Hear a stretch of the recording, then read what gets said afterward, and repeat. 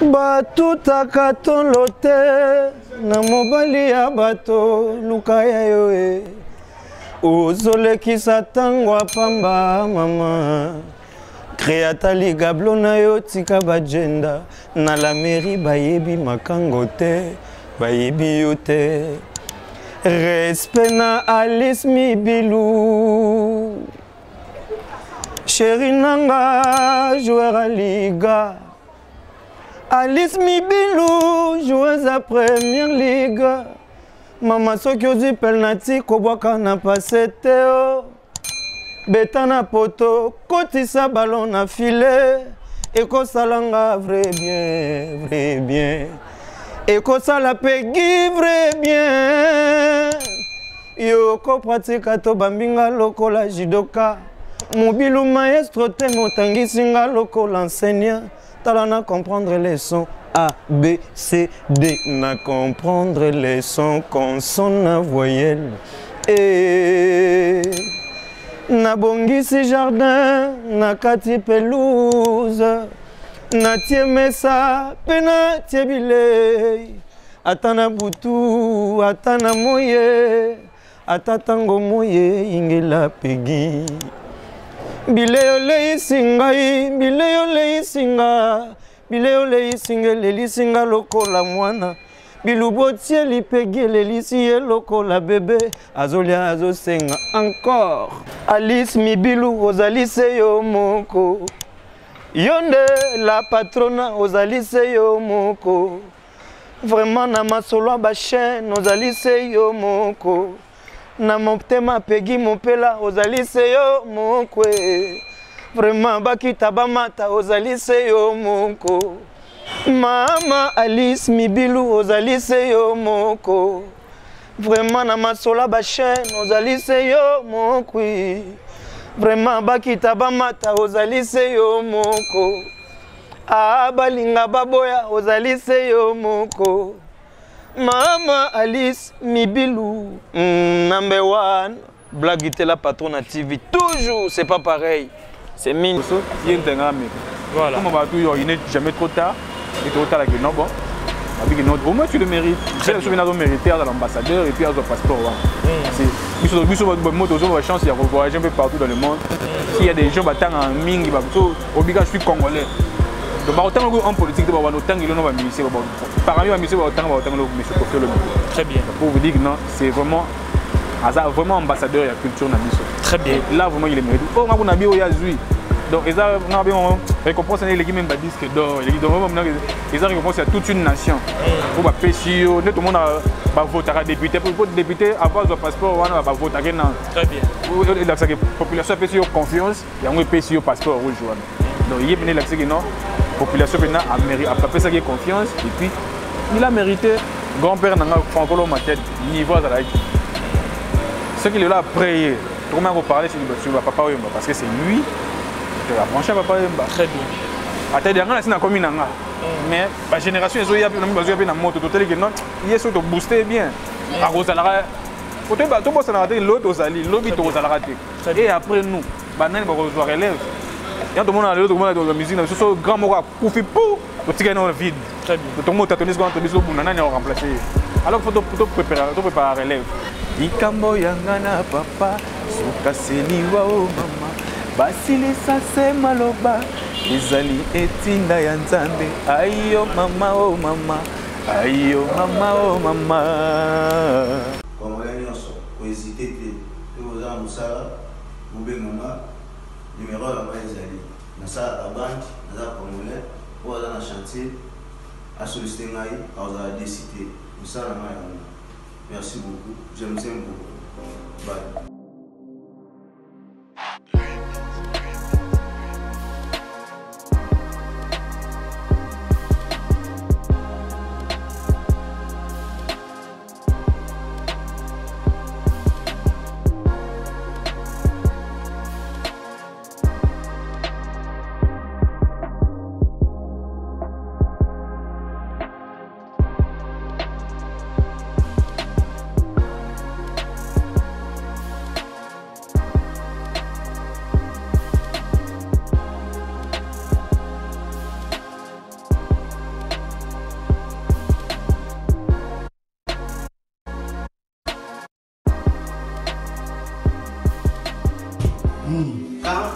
piste est finie, D'accord. on pose les bandes. Les bandes, il faut doubler pour faire les finitions. D'accord. Et comme moi je connais, je vais faire un nuit général. D'accord. Première couche, deuxième. Encore il faut passer. D'accord. Montrez-nous un petit peu ce que vous avez fait dans les autres pièces. Ah oui. On va vous suivre. Maître Peggy, il est en plein boulot. On va le suivre. Donc, Maître Peggy, ici, c'est quoi? Ici, c'est salle de bain. Ah, ici, c'est la salle de bain. Salle de bain, oui. D'accord. Mais parce que j'ai déjà fini ici, finition tout. D'accord. Et je vais doubler tout. D'accord. Pour faire la nuit générale. D'accord. Deuxième après, on passe. D'accord. Dans les gars, la paix, dans les Congolais, les aïeux nous, ça a vu nous. Vous citez, au côté, vous avez cité. À travers mon côté. Mon frère, Gilles Boukassa. Ah oui, c'est mon frère. C'est vous souvenez que vous soyez. Si, si. Et donc, vous avez appuyé sur les Congolais, vous avez décidé. Papier, bon, peint. Congolais et puis tout le monde. Tout le monde. Voilà. Mundele, Nyonso. Voilà. Mundele, Kolo, Nyonso. Carrelage, bande, peinture, enduit, tout. Vous n'avez pas dessinant même pas. Bonjour, bonsoir, ça dépend de l'heure à laquelle vous nous regardez. Mesdames et messieurs, je suis très ravi de vous savoir nombreux en train de suivre votre émission Connexion 24 à l'affiche. C'est toujours le vôtre, Papa Poupi, le maréchal de la presse congolaise Arsène Kitoko. Vous regardez Alice Mibilou, la patronne. Vous êtes à Kinshasa, Brazzaville et partout dans le monde. Laissez-moi vous dire un grand merci. Merci pour la confiance et la fidélité au Européen sur la chaîne avec expert qui est Alice Mibilou, la patronne. Aujourd'hui, je ne suis pas seul, je suis avec Ridi Luambo. Avec lui, nous allons parler de l'actualité, l'évolution de l'orchestre OK Jazz, charge l'actualité, il y a musique congolaise. Pourquoi pas tout le sortie médiatique, il a fallu pour pas tout le faire rigoler, tout le artiste et tout en général. Na Ridi Luambo qui est mon invité. J'ai dit merci à Peggy Mopela, garçon capable, merci à vous. Merci aussi à Peggy Mopela Junior, joyeux anniversaire à vous. Merci à Alain Tita, Androko, les puissants, l'homme c'est l'homme mon cœur. Merci à vous, Rossi Kapinga, la femme de l'homme. Merci aussi à Lady B, Benita, Belinda, La Verte, Mokonzi, à Birmingham. Merci à vous. Montréal, Victor Likunde, Fongola Bisso, on a recevoir mon invité qui est Ridi Luambo. À qui je dis bonjour. Bonjour, bonjour mon frère Arsène. Bonne santé. Et ça va, tout le monde par la grâce de Dieu. On est toujours une actualité. On est là. Très bien. Alors, Tozio, déjà 2020, au quotidien, dans le mois de février, aux amours va mourir. Est-ce que Ridi a mourir? Pourquoi pas? Nous sommes obligés de mourir parce que donc, mon amour, il y a un définir être obligé de aller. Parce que sans amour, tu vas aller. Très bien. Donc, on doit toujours être amoureux pour nous. Comme nous, c'est aussi une thérapie malade. Sans amour, vraiment, je ne pense pas que notre rose a un niveau de amour. Très bien. Donc, c'est ça. Alors, parlons des groupes OK Jazz. Santé d'abord, OK Jazz se porte à merveille. Quand le précédent, l'émission de Salaranayo, voilà. On a annoncé déjà que dans le studio, a date aussi une grande majorité à Banzembo. Parce que nous sommes en pleine préparation, tournage de la clip. Très bien. Donc, tu prévois qui est du matin à la fin de l'année, mais comme Barlon propose, Dieu dispose. Moi, l'actualité, je suis à Mboka, non, je sais que non. Je suis en 2 ans, et puis, certes, vraiment, cette année, sans faute pour CP là. Donc, d'ici là, nous avons la préparation de la tournage de la clip. On lance les binomes. Mais c'est comme si OK Jazz ils ont mis là on a moto ils ont charge pour déposer promettre biso au quoi la réaliste. Le problème c'est quoi? On a on a subi un problème le bosso donc tout ça m'a biso mon producteur et de deux il monte le bango le orchestre le OK Jazz. Notre c'est long monter pour nous remettre. Très bien. Donc il faut dans tantôt va oser la biso pour ça venir là au moins que tantôt bimisa après les cabanzes va venir va tikate ils ont au moins à peu près on a 50 à 80% ils ont vraiment professionnellement parlant ils ont vraiment la qualité bien et en tout cas c'est le regard pour nous ça là et le moto bête ici là lelo on doit pour venir na poste to bête le mo et tu va chef d'œuvre neto yo ka Mario ba comment na papa donc ils ont la banzema ils ont la paix parmi banzembo donc et votre patience parce que tout c'est le mo ya bien pour bien vous c'est pas bien attente il y a grandeur il y a tout puissant qui est jazz mais d'ici là on va peu de moyens deux ans on te dit que non aussi de salir déjà à 80% de travaux et puis tu regardes clip sur les limites et puis là tu relances les bino mosco juger biso puis peut-être que soutien par rapport à la qualité de travail tout ça là. Grandeur il y a combo ya OK Jazz. Grandeur nango na grandeur ya Redi Loam. So to bito tia balance. Nini leki. Eh oh. Vraiment OK Jazz pesé ça pèse là pour la machine monter. Parce que dans le sens parce que tout puissant que Jazz est bana déjà. Très bien. Redi Loam aussi bien dans un fruit il y a grand maître au hasard fondateur OK Jazz. Nana qui non connu té. OK. Donc carrément que yango yebana déjà na ba qualité nango makambo so parce qu'on a yende à travers un peu de pays banga et puis et soukara na banga te par rapport à travail pe na sala ba qualité mo sa na ya et correspondre ma pour pas le non a donc mérité comme on a alors comment tu gères OK Jazz est-ce que ba nouvelle recrue ba zana OK Jazz oui ba recrue ba ngok ba belé to na ba danseuse ba chanteur asika ba donc je vous annonce vraiment que non ba sortie médiatique on a sala qui vraiment il a musique vraiment ba jeune belé on va se retrouver à la musique on a ba yaki donc on vous promet des bonnes choses. Oui, pour ça que je suis malade, est-ce que ancien OK Jazz Bazali? Oui, tout ça ancien, aussi des bassous mingité pour la plupart de la tête d'affiche, la plupart des on est aussi on a OK Jazz, par exemple ancien mais plus la deuxième équipe il y a vieux. OK. Bagnet va doubler vieux Joski, va doubler la guitare vieux Lutumba donc bazala qui on va jouer juste au rôle sur vieux va jouer empêchement bango siko ba formation va vieux on appelle ça qui bango bande ko bima peut bando ça dit avant goût ya concert donc avant ba leader on va matériel le monde a orchestre nyonso bango ba mati déjà ba égayé biso ba betilo mo abi pour ba leader mati donc on est dotika na bango comme bazana ba notion wana pour partager la bango puis ba savoir wana. Alors collaboration les canadiens na ba ancien na ba nouvelle recrue au recruter collaboration les canadiens. Ouais, actuellement ça se passe très bien quand on a début c'est un peu difficile parce que très bien ils ont tombé dans un conflit de génération. Peut-être dire qu'on a des difficultés na bango ya se comprendre na bango pourquoi ngana ili dans une vision mo ma kamde ke na kilelo. OK.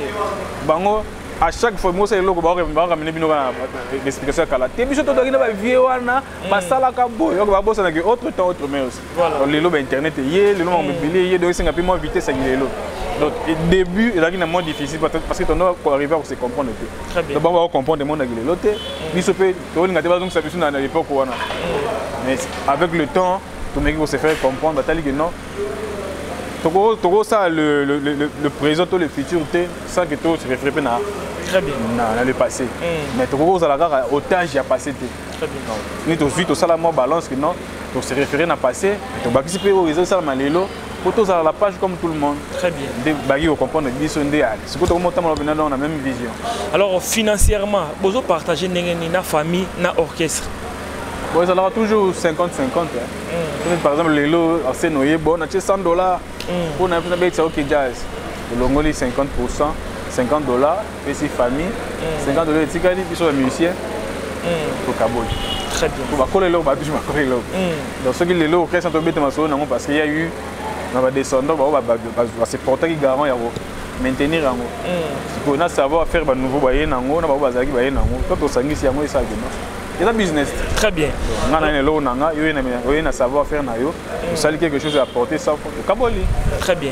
Alors j'aimerais avant de parler sur le projet aux Anango, aux Olingébima, aux Ong Sabiso dans la bandembo ya papa au marquable parce que tous na moya ba mourir et tous Ong na présent bandembo ya père ata deux chansons ko ba extrait nango pour se appeler ça la beauté Constance gère maintenant maman Jeanne Moussa ou Katumbai en direct na Londres à Otalabiso. Yo dédié on pas nan. Bon, dédicace on aurait tu vois mon autorité morale double brassard dans le président Guy Richard Malongo le général général parce qu'il a actuellement secrétaire général à FDC Papa Bati donc dédié bien en moi et puis sinon la titre ni besoin pour ça pour ta panoplie pénère bandembo pas même bandembo pe bolingo pe belé vraiment la différence est OK Jazz il y a des missions ba yemba bandembo bolingo yemo so gamet ando ba elongi boya ko yemba la mulu yando imane kaka ah ouais mais ba fait bolingo o yemba ga bolingo moko fraternité tous ensemble to linga na pena ni ça les recommandations na ça na bible mais donc ça sur la bandembo na oui no pour nous on a dit na cadre bolingo pour un conseil pour le 14 février donc pour faire c'est plus conseil na conflit la matata moi c'est pas tous la matata tous la bomoko pour tout célébrer journée moi ba mourir du terre très bien matata ya moi c'est na mobile si la tena mokili mama Maman. Oh mama, mama, mama. Oh mama. Likambo nini nzambe osala biso mibali tosalelaka basi bango baliyaka balataka biso mvula mobimba pantalon moko na nzoto e. Oh mama, mama, mama, mama, mama. Donc likambo nini nzambe osala le 14 février donc ils sont mettre au matin. Voilà. Donc faut tomber la bino donc osomba. Utamutana cadeau na yasi. Bana na suki tina se. Yeti na ba portable donc mutamutana niveau na bindeni cadeau osenga. Voilà. Wana matata yango tozana ngati lelo. Très bien. Biso mbali photo bunda pour satisfaire besoin na bango pour bolingo na biso et ça l'a toujours assuré quoi. Deuxième. La deuxième donc il nous va chanson phare il y a tel camarade na papa likambo yanga na papa sukaseliwa o mama basilisa se maloba ezali etinda ya nzambe ayo mama oh mama ayo mama oh mama bula misato ya libala mama yeye tofandi ngai na Arsène mama mama mama Babouya releki mama mayeye la patrona nangai la patrona na bino la patrona ya biso baso mama mama yeye oh papa ikambo yanga na papa sukaseliwa oh mama basilisa se maloba ezali etinda ya nzambe ayo mama oh mama ayo mama oh mama. Très bien, merci beaucoup à Logilo Machine Madaka Dakana Los Angeles et merci à vous Fiston Lubamba 4 saisons, mais c'est propre DJ Fire Béton de London, merci à vous. Alors Ridi, Betela Biso du solo, il y a projet au quotidien en 2022, vous avez préparé une mise à album, single, maxi. Le projet que Tozan a sorti album dans nos séminaires depuis annonce a sorti album il y a tout puissant que jazz. Voilà. On peut faire un temps fort. Oui, il comporte au moins 10 à 12 titres. Très bien. Si bien que tu vois qu'on est sur une barre parce que tu as vu le temps. Et belé au PD de ça qui va plus te. Et tu dis bon la politique tout ça à faire du coup la mission sur ça là. Au moins 2 à 3 mois tu vois qu'il y a un titre comme très bien. Tu balancer en gros pour tout ça maintenant temps il y a ça la promotion en bien. Ça dit moi 3 mois coquille, oui sous mon corps. Pendant toute une année, on a 12 titres, on a bien temps au Yokam. Et après, on a sonné Bima, est-ce que tu as un coffret, nous sommes en intégralité, coffret mobile. Aujourd'hui, déjà, avec le coffret, on a vu que non, on a séparé un deuxième hôtel. Il y a aussi la politique. Donc, chaque mois, chaque 3 mois, trimestre par trimestre, on voit qu'il y a une chambre. Donc là, d'ici, comme dans la préparation de votre premier clip, on a vu que vous avez une déclaration d'amour, ou un titre, on a signé. 4% de jazz. Très bien. Bon, il y a une déclaration d'amour. Inch'Allah, ce mois en février, peut-être début année mars, déjà sur Boaki. Les unes et celles non temps pendant 3 mois après. On voit que tout ça, il y a des bébés Zali, tout ça, il y a des Zali, tout ça, il y a des Congo, les Zali. Donc, à titre vraiment, il y a des. Est-ce que l'album Monet est à la prise temps fort? Oui, tant fort. Pourquoi? Parce que nous avons senti dans un titre de dans une mission de sélectionneur qui. Donc, tu as senti qu'il y a vraiment du professionnalisme. Très bien. Tout s'adapter, puis malgré tout ce qui est calagane, dans notre précédemment, tout sentiment qui est calagane, qui est là, pour la génération, tout va se retrouver. Très bien. Oui, si quelqu'un va soucier de nous avoir nous avons bien au moins à la rater. Ok. Parce que déjà, quand tu es au studio, tu respecteras une définition de la musique. C'est l'art de combiner les sons d'une manière agréable à l'oreille. Dès que tu combines en haut, tu tiens à marcher. Parce que comme on rappelle notre travail, on a vraiment tu sais que un producteur, tu as la label est important. Comme je disais, normalement, on a composer, tu enregistrer dans le studio, tu sais tourner un clip. Si quelqu'un est dans le domaine, il y a les médias, promotion, tout. Bon, on est comme ça, métier, on va dans le moment tel, sur le côté A, le côté A, et puis ça. Mais biso le monsieur de salaire musa na biso. Mais bato biso de salaire to biki to biso to déjà convaincu to salaire musa mo kitoko. To rebundaka de comme après tout mais quand tu ma plateforme ndenge za la ram que ma plateforme qui na plateforme et puis tu peux na manager mo comme ka si bien na maison de distribution il faut distribuer biso comme il faut. Et puis on va voir le reste. Bato bota la open na miso malamu miso bota la open na miso mabe parce que bato belé bazolo grand maître Lwambo Makadi hier article la ko raté soka beti sont pas à caracoler. Est-ce que Redi Loa mon PR tant fort comme il m'a pas au caracoler to Rosa no shit à Sima après au taler jusqu'au deuxième album. Non, moi je vous promets vraiment que vous serez là. OK. Parce que on a tenu compte bah critique en annonce donc c'est vraiment compte non. Donc mettre le repos na Isabella voilà ça c'est enfin de l'eau que j'ai. Très bien. Bon c'est là. Makambo bien bino za ba son et les lots makambo bela ki les lots. Bon ça peut ba reprise ya banzemba papa. Oui, reprise des Ali on a au moins mettre même les album temps fort. Parce que on a au moins 2 projets. Parce que l'album temps fort il y a orchestre tout puissant qui est jazz. OK. Et puis ils ont un ingénieur moi Pablo Ngoma que je salue aussi dans la RTNC. Il y a une démo on tout ça là-bas. Bah mise à jour banzemba grand mettre l'homme. Très bien. Tout c'est dans des moments ko la vie des hommes. OK. Donc et en gros ceux qui bimisi wana o des hommes na 2 projets à part. Pour on a besoin une idée yango besoin na batu nango ba distribuer. OK jazz pay tant faut besoin na batu. Quand on t'a ceux qui nous permettent que le même moment bien dans le même mois la baki. Très bien. Mais tout ça que tant fort ezali album tout ces nouveautés banzemba OK jazz et puis mise à jour il y a banzemba grand mettre l'homme OK doit nature va redire l'homme qui chante OK jazz. Alors au studio ni beau réaliser tant fort. Bon tout ça on va studio moi mingi tout ça on est un on a un autre pour dans studio na biso mo privé. OK. To bandion a programmation na munyoso après te juango. OK na on a RTNC ne zinga banzembo yanga na bandaki awa après na kina on a RTNC par ingénieur Pablo Ngoma. Tout à les places maïla mningi suki il pas maximum ba touche na et puis ça dit que et puis bah mixage na mastering continue en France. Ça dit mastering na mixage en France. Est-ce que ingénieur on a zone c'est lingo. Très bien. Avec le peu de moyens qu'on a, on a tout ça la minimum salaire à qualité bien. Pour qu'ils attendent boyo ka musicien mususu ba biago ba makarabi sur les lots. Par exemple sur boyo qui peut-être Jésus de nuance. Boyo qui peut sous OK jazz une déclaration d'amour tabina que oui. Car exacté parce que ça les fort au bunda pina pour là. Alors dans la caméra Victoire Likunde album temps fort ils en a besoin à Nine. Bon, album, tout ça, on a toujours soutien. On a soutien. Soutien, vous avez la financièreté. Vous avez peut-être appui moral, conseil, vous avez matériel, pourquoi pas financier. Parce que sans un moyen, tout ça, ça pour promotion, on va dire, il faut avoir des moyens. Peut-être que beaucoup de personnes ont bon, soutenir œuvre, on a bon. On a peut-être distribué en place telle. Et pour aider les bisous. Donc, tout ça, on a soutien. Soutien, on a besoin de salariés. Au bout de ça, on a besoin de bisous. On a dit ici, il y a une chambre, on a lali, on a un car, on a mimi. Mettez-moi tout ça là, on a besoin premièrement, mélomane, il y a bonne musique. Et puis, deuxièmement, on fanatique. Tout ça là, on a pessi bino, bino tombe yoka. Et puis, ce qui est pessi bino, on renvoie sur l'ascenseur. Très bien. On a soutien pour ça là, peut-être pour assister à un concert, pour son disque, pour télécharger comme il se doit. Puis beaucoup de partout pour ça. Donc ils ont moi réciprocité il y a collaboration dans l'album. Donc soutien à Bino ça très bien pour tout ces petits Sabino puis tout garder toujours patrimoine avec tout qui sont déjà le patrimoine. Très bien. Culturel. Avant de changer de chapitre, tout extrait déclaration d'amour pour s'appelle ça la beauté Constance j'aime la perle rare à Talabiso extrait 4. Beauté Constance je vous salue là au-dessus. Voilà. C'est dans le partir juste au début. Yokozoye wapi moto ya kolinga yokolekanga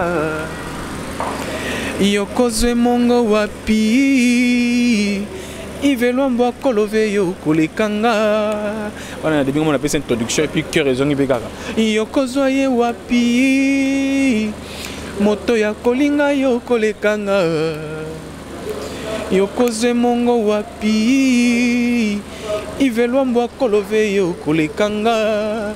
Après na zongi lead e mongo kozanga yo nazwi matanga ye na maya miso na motema na ngai ngai moto nabetelaka yo maboko nalatisaka yo mpe bakushe ya kimukolo mobebe yokozwa ye wapi moto ya kolinga yo kolekanga yokozwe mongo wapi ivelombo kolove yo kolekanga. Quand tu dois changer ma coupée de continuer moi la deuxième podium. C'est vrai avec cœur. C'est vrai ngana langwe polingo. C'est vrai et mongolombo mobali nanga. C'est vrai ngana langwe bolingo. C'est vrai Élise Lombo motema nanga. Après la zone lead. Pardon chérie, amour ne komi kopesanga folie, je t'en supplie. okomonikanga lokola viande haché na kati ya battoir morceau na prix nango ti yango malembe nazoki pepepe katango malembe na daye pididi iya qui résuit pididi ngamona koti nakobalola na gauche balolango na droite na ngenga wapi to na bulu piora pio chitunga. Merci beaucoup. Et ça extrait à déclaration d'amour autre chose on a temps fort. Très bien. Alors il dit tout changer chapitre et bah sortie médiatique salami belé na télé bah te belé bah nous la pas mon réaction il y a l'artiste Ferregola mais on n'a pas compris silence et Ferregola à réagir et l'autre côté c'est là yo Ferregola ça a un comportement n'indengo mon arabe. Bon alors bah toujours que bah il dit bah dormir avant dans la banque. Même ça toujours que ça un signe mon côté tout ça un langage mon côté ça plus puissant que le silence. Très bien. Si nous sommes dans le silence, dès que nous sommes dans le silence, nous allons battre. Arsène a boulé. Alors ça, les années, surtout si on a posé acte de question, on va se retourner. Très bien. Maintenant, Arsène avait une calme, donc indérangeable. Ok. Et on peut même appeler la rumeur. Il y a un lobby qui est dans la place. Ah, c'est que Robert Taboy, c'est que je dis que Nias a aucun déboy, mais donc ils ont un armement, ils ont un langage très efficace que le silence. Ah, ça on peut-être il le pourquoi. Très bien. Peut-être pour harmonier que non, ça sert à rien de. Ça avait sorti médiatique. Pour l'homme, monsieur a pu beaucoup ça et l'homme peut-être pour toucher me mettre dans mon cara. Très bien. Moi peut dire maintenant sur non événement tout il est non plus. Pour l'homme sous bizarre, sous bino pour accentuer en haut. Vous pouvez se montrer monsieur matière monsieur à développer. Très bien. Donc, na mon silence n'a peut-être très sage côté wana. À quoi ça sert? Pour Moussa au lieu de beaucoup parler, c'est mieux de faire Moussa Watinda biso au salaire yemba. Très bien. Est-ce que avant nous qui mien ba œuvre bonabona yo. Très bien. Est-ce qu'il y a aussi des artistes world na Congo? Bon, on a la connaissance au yanga na yebi. Na ko ba que non. Musique world pour na ba ba ça na ngote. Toi artiste world azarate. Pour musique c'est musique. OK. Musique c'est musique. Par contre, bien en world pourquoi parce que peut-être parce que baza plus trop médiatisé et puis peut-être parce que peut-être politique culturelle na bango za makaisi yango ça que non et influencer ti ba côté la biso. Peut-être sur biso peut-être avec na même tactique wana. Donc on a bien rumba na biso peut influencer beaucoup tout ça ko se dit mais on a rumba. Ta le rumba côté na nini na UNESCO. Très bien. Pourquoi?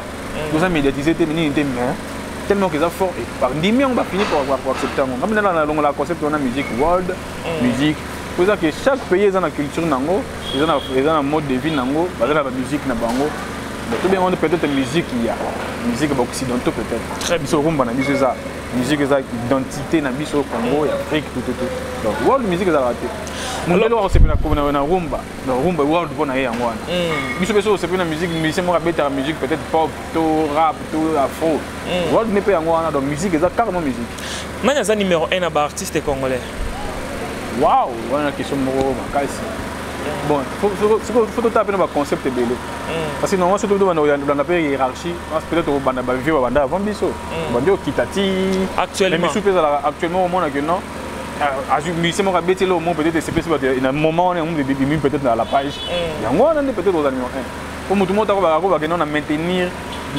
numéro 1 c'est pas fallu pour paquet numéro 1 parce que Azolo Baron trop qu'il est numéro 1 il est au top bon si sera numéro 1 peut-être na ba fan na très bien pour mutamutana ba fanatique na pour avis na on peut-être que ça pas avis na yo ko zanze mo c'est pas na ngo ngana mo non ils ont banana donc je peux pas me proclamer que na numéro 1 pour ils ont na instance mo auto il faut tarba de na minute il numéro 1 très bien donc si il y a lui peut-être le numéro 1 ça ne dépend que de lui peut-être à tali par rapport à fanatique ni ba comme je suis plus influencé dans l'entourage ami color c'est yonde dans la top surtout peut-être que yo ça j'étais au lundi peut-être des gars entourage na yo peut-être bateau parce que va besoin danger même si na million muzuzu ils a yoté comme si influence na mensonge et ça trop na musique congolaise musique na ça dit constant musique mais congolais surtout mensonge et macaisse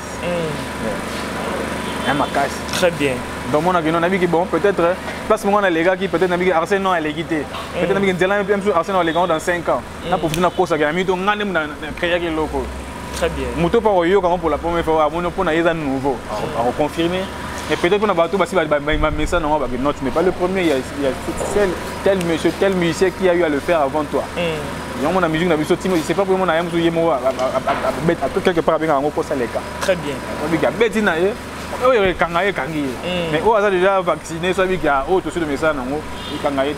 Alors, il dit, il y a une question pour mater parce que les lots à propos tenir à l'artiste de Fally Ipupa et créer des problèmes tels que c'est le scram à finir du bon moment où tu vas réagir, c'est le dépasser ma limite.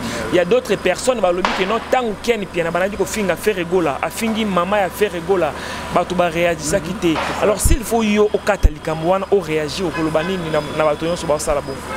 Non, c'est un peu de la conscience. Pourquoi? Parce que moi, quand on la musique, parce que on va considérer la musicien, c'est vraiment la musique, la musicien. Très bien. Pour musicien, il a la facilité à langage, facilité à refing. Facilité à l'équipe Très bien. Tu vois? Pour ça, on a excès des ailes, alors que non. Les gens, à niveau, on a vu ce moment comment c'est plus faux à sage. Très bien. Moi, j'ai autour de la réaction à des nuances. Il y a qui m'a attaqué, mais attendez que non, silence n'a rien de l'homme. Très bien. Au bateau, on a un abisso. Bon. Ma caméra bien média ils ont tellement glissant. Les gens ont les cas, bah fan peut-être bah la chaîne d'habitude là patron bah c'est là nana. Voilà. Soit mon peut-être à niveau mon boy, na comment sortir bah comment c'est là na comme prétentieux, na comme orgueilleux, ça va bangwana mutu. Au moins atteint la salle à amsa na kitoko. Très bien. Au moins na acte on a posé tellement il embisi bangoma que non.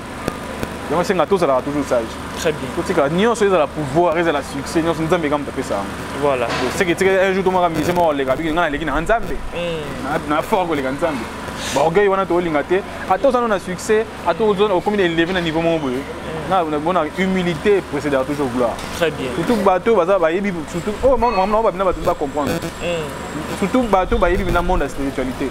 Comme on a niveau mon boy, on a ba star mingi ba Michael Jackson. Numéro 1 mondialement, mais je ne pense pas que les gars ils font la télé, parce que numéro 1. On est toujours.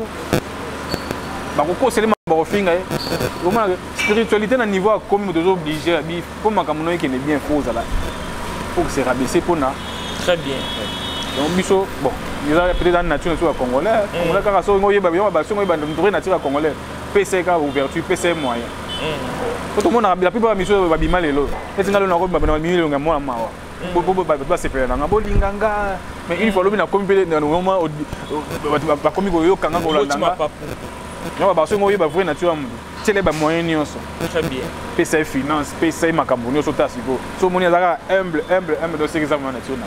Très bien. On a mis sur papa grand qu'il était. Au moins il a monté. Jamais on a les gars qui ont les quintés. Voilà. Tu es barabé de mon coup. Pour faire un détour, comprendre. Vieux à Zakande boy. C'est ça vraiment être un artiste. Nous allons clôturer l'émission. Redi Luambo, ni Nezo Boma musique à Congo. Selon vous. Bon, c'est normal. Moi, on premier mois, tout est beaucoup de manque amour. Manque amour. Ils sont besoin de l'humanité. L'humanité. Et ça, individualité, tu es Nezo Boma musique congolaise. Individualité, il y a un manque amour. Tu as un cop mon boy. Peut-être à travers un cop on a vu, je peux brancher tout le monde pour l'honneur de la musique congolaise, non? Quand les gens ont ça, il faut qu'on ait ça en numéro 1, dans les premiers. Pourtant, on a ça la plus d'individualité. On sait que la musique n'a pas été quittée. Très bien. Quand on fait ça justement, histoire, mon témoignage, les lots, grand-père n'a pas Franco Maquette, niveau à la équipe. Ce qu'il est là à prier, comment on va parler sur Papa Wemba, parce que c'est lui qui a branché Papa Wemba. Très bien. À tel moment, c'est comme une mais la génération, ils ont eu une moto, ils ont boosté bien. Et après nous, on relève. Il y a tout le monde dans la musique, ce sont grand mots qui pour le vide. Tout le monde a tenu ce qu'on a remplacé. Alors il faut préparer la relève. Donc, quand on a un grand maître, on a un pauvreté. À mon équipe, papa m'a donné une moto. Et puis, nous, on a boosté. Comment ça limiter quelque part, peut-être côté producteur, côté nini. Papa m'a tenir les bosses qui sont dans l'orchestre en Europe. C'est loin de ma quête. Très bien. Pour en y attendre les gars, que non. À venir la musique congolaise, les lots sont loin de ma quête des agues sous le thé.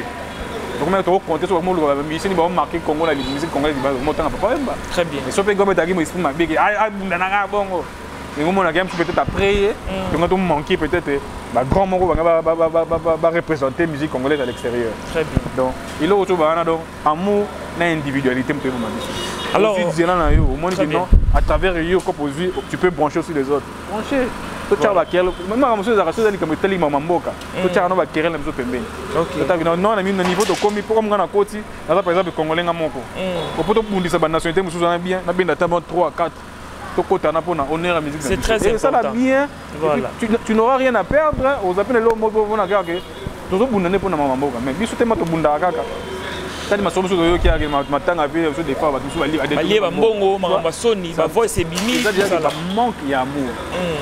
photo, tant que tu as un amour, tu as un musique. Très bien, Ridi, nous sommes arrivés à la fin. Alors, Koffi Olomide a eu passeport diplomatique. Réaction, est-ce qu'il a mérité ou payer par sentiment? Ouf, enfin. À mériter. Très bien. Mérité parce que sur le tournée de ma solo, grande salle, il y a au moins des gens qui ont osé. Très bien. Quand on parle des gens qui ont osé, à la génération actuelle, tout le monde va courage, on va affronter Bastard, la mine, parce qu'il y a eu aussi des Koffi Olomide. Très bien. Pour Bazaki, vont visionner, à Ozaki. Très bien. Donc, on a vu en méritant vraiment. On a place comme on va avoir des polémiques, on va passer plus, on va mettre Games, Badadjou. Peut-être pour Bazouaki, peut-être occasionner au monde à Kozamboka Liboso. Peut-être ceux qui peuvent venir à Bissau, mon arabe au Kozamboka Liboso, il y a un ami. Voilà. Comme on va tout, il n'est jamais trop tard, il est trop tard avec non bon. Au moins tu le mérites. Tu as mérité à l'ambassadeur et puis à ton passeport. Parce que chance de voyager un peu partout dans le monde. S'il y a des gens qui sont en Ming, je suis congolais. Donc, autant en politique, parmi les ministres, très bien. Pour vous dire que non, c'est vraiment ambassadeur de la culture. Très bien. Et là, vraiment, il est mérité. Oh, on a bien donc, ils ont récompense à l'équipe même disque d'or. Ils ont récompense à toute une nation. Pour PCO, tout le monde va voter à député. Pour député, avoir son passeport, on va voter. Très bien. La population a PCO confiance, il y a un PCO passeport rouge. Donc, il y a une population a pas ça qui confiance et puis il a mérité le passeport. Quelle est la chanson de Koffi qui te vient en tête pour boucler l'émission? C'est belle. D'abord, on a dit que quartier latin. Vraiment. J'ai eu à faire une année dans le quartier latin. Ok. Quand on a la déclaration, nous comprendre que non. Il y a Odemba, il y a des tchats sur la carte. Très bien. On a 2 écoles, on a mis quand même tout au jour. C'est bon, il y a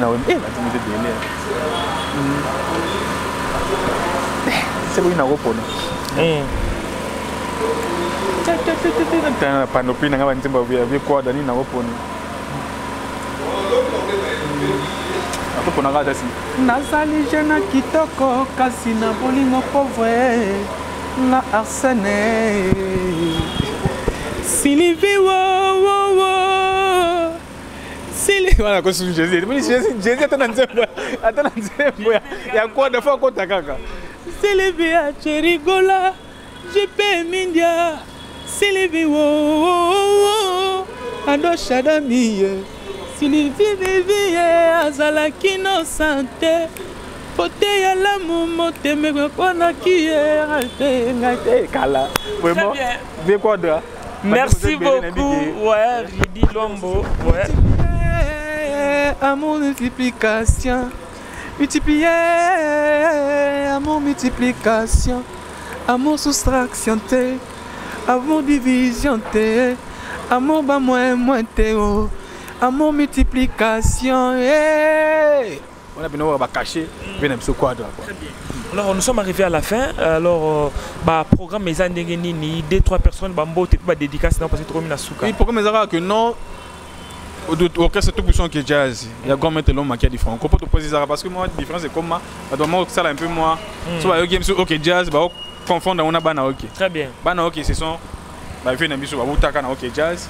Ni ba lo ngene ti amon arsène aboti pour les bibo. Akisa na ba bengi mon arsène. Mais mon arsène na arsène. Très bien. Il y a référence que non, la fruit arsène au arsène la mission qui. Il y en a pas différence na que tout puissant OK jazz c'est grand mettre l'homme qui a dit. bana oki baza ba musicien ba ote pa oki na oki jazz pa loma kedi kende ko sala orchestre na bango apesa ki bana oki comme référence que bana ya uta na oki jazz. Très bien. Donc biso on a le tout puissant oki jazz, il y a grand maître loma kedi Franco. Tout ces produisera on a 1 2 3 pour attendre siège dans biso 1 2 3 chaque mercredi. Nous avons des 12h, 17, 18h. Et puis chaque dimanche, nous avons un concert. On a 1, 2, 3. On a plus tard de 16, 17h, 22h30 pour nous respecter la mesure de couvre-feu. Très bien. De 16, 17h, 22h30. Nous avons un concert chaque dimanche. Très bien. Donc, nous avons $10 à Pamba. Nous avons la musique, il y a plus de cadres. La musique, il y a toujours des gens qui se respectent, il y a toujours des cadres qui se respectent. Donc, si vous voyez, dans 1, 2, 3, vous se retrouvez. Tout puissant que jazz, il y a comme l'homme ainsi que les musiciens qui sont dans tout puissant que jazz. Vous voyez, chaque dimanche, invité à tous ces pélés longs. Je vais dire que nous avons fait comme le tombé lundi. J'espère que vous fêtez Saint-Valentin, le week-end, samedi, dimanche, car on a 1, 2, 3, vous mourrez de bonne musique. Vous lingara banzemboto que jazz ba lingo e bersa bino ba kitikwa la ba ofela banzemono nyonso bina na respect boya week-end o to célébrer amour. Et ça va un numéro na juste pour on a besoin de dédicace pour continuer studio. Voilà. Vous avez besoin de bêtises biso au fête au cérémonie nyonso za pour ça. Pour contacter ngana plus 243 998 29 3000. Plus 243 998 29 3000. Très donc, bien. Plus 243 998 29 3000. Numéro simple à retenir. Et dans WhatsApp, Madame Tso, Bambote, on a vite fait. Bambote, on peut être toujours dans la staff de soutien Arabiso. On bandana. Président d'honneur Nabiso, HP Mongo Luambo, mon oncle, ainsi qu'à Madame son épouse Élisée Mukunji Luambo. Topesi na sage na biso orchestre le commandant Oscar Onobe place azali ambote ni po yim tazaneti conseiller na biso ya orchestre tous na manager biso lokola Babi Montuila tous na manager Paulin Chunza Odia ceux qui na kene ba staff tous na bat na biso lokola l'honorable Mitch Kalala tous na le prêtre Chika Norbert Norba Chika place aux Ayangona tous dans le président Guy Richard Malongo na zongeli sous deuxième dédicace le secrétaire général à AFDC tous na honorable Retua Moya autorité morale nanga il nous a un milieu na ba homme politique quoi. Très bien. Et puis tous nani sous le président Rémi Kilola lui qui est outil suisse à ça c'est go awa donc il est bien produire penser mon nanga il y a déclaration d'amour donc d'ici là on va avec c'est la pour le producteur a enfin sur place donc Bambote na bango na ba autre linganga autre notre ébanité vos numéros pour ça la connaissance pour soutenir répète autant toujours comme on a bien notre message ko beta dio on a Arsène quoi. Très bien, merci beaucoup, tout est bien qui finit bien, nous sommes arrivés à la fin. Je dis merci à Peter Ngoma, papa na Owen Motema et la grande dame Nacha Lutumba. Merci à vous.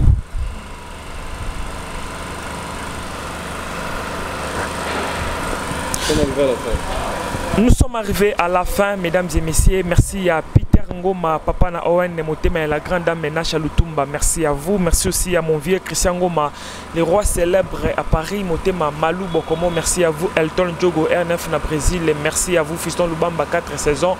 Messie propre, Peggy Mopela, garçon capable. Merci à vous. Merci aussi à Victoire Alikunde derrière la caméra. Quant à moi, je vous retrouve très prochainement. Invité, pourquoi pas, dans le numéro, je vous dis bye bye.